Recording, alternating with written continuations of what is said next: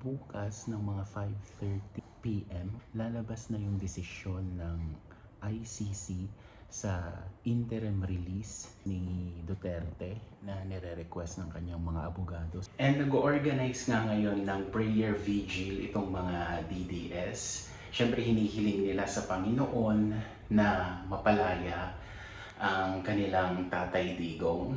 Escucha las palabras de las brujas, los secretos escondidos en la noche. Los antiguos dioses invocamos ahora la obra de la magia oculta. Pero syempre guys, nilalabanan ko ngayon yung mga prayers nila. I am praying for the opposite result. Ang pinagpre-pray ko po ngayon ay sana tuluyan talagang makulong si Duterte, hindi siya makalaya para mapagbayaran niya yung mga krimen na nagawa niya sa mga biktima ng extrajudicial killing during his administration. And of course, malalaman natin bukas kung kaninong prayers ang mapapakinggan, kung prayers ba ng mga DDS or yung prayer ko na tuluyan na talagang makulong si Duterte. I'm really praying right now na hindi palayain ng ICC si Duterte. A few moments later.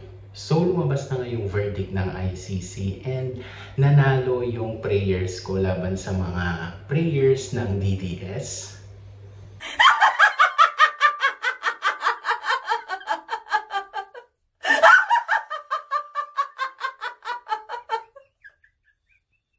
Hindi makakalaya si Duterte.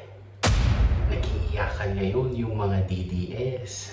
Sinasabi nila, kawawa naman yung pinakamamahal naming presidente. Wala kaming pake sa inyong presidente. Paano ka maka-retreat na yung Diyos mo pinako sa krus?